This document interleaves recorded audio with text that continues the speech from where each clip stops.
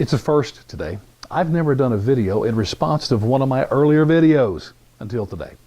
I did a video years ago, actually, on the city of Detroit. The title of it was, What Happens When White Folks Leave? Oh man, hundreds of thousands of views and comments by the zillions. And I've responded hundreds of times and said the same thing over and over and over again. So I thought, let me just do a video on this. So I am. So why do I even bring up race? Many people ask that because I'm a white guy. It makes me look like a white supremacist or racist. Why would I do it? I do it because I have to face it every day. Every issue is about race. I mean, I used to watch MSNBC religiously before Trump got elected.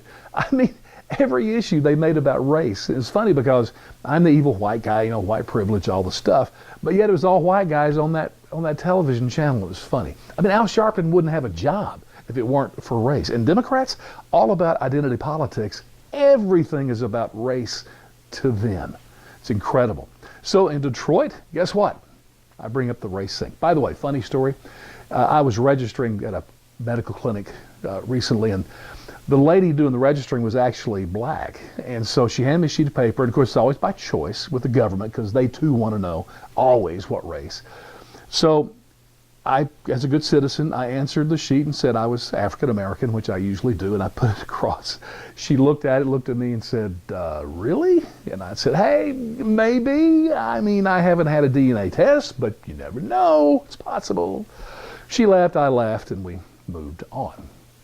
Even when Barack Obama was president, I'm a fellow Chicagoan, love Barack and his family, but I don't like his liberal Democrat worldview. And so anytime I would criticize him, I was always called a racist. Back to Detroit, before the auto crisis, 90% of the population of Detroit white. Now, 90% black. Now, my issue with that, hear me, is not the skin color, it's the political worldview. Because here's the fact. We all know that in the black population, over 90% are liberal Democrats. Well, guess what? Through the whole economic demise of Detroit, you had all blacks leading Detroit. All the mayors were black. All the aldermen were black. Again, it wasn't skin color. Political worldview was my problem. So as the economy collapsed, what did they do? They did what liberal Democrats do. You raise taxes and you adopt every friggin' politically correct regulation that comes down the pike. They would not hesitate to burden any business with the chains of government regulations if it brought about social justice and equality and fairness. Makes me sick. And I'll always speak out against that. That, not the skin color. You know what's funny?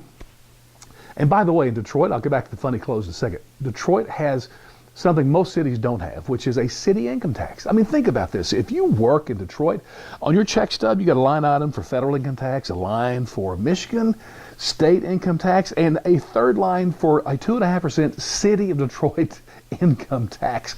And God forbid you own a home in Detroit, you have the highest property taxes in the nation. No wonder people left. Are you kidding me?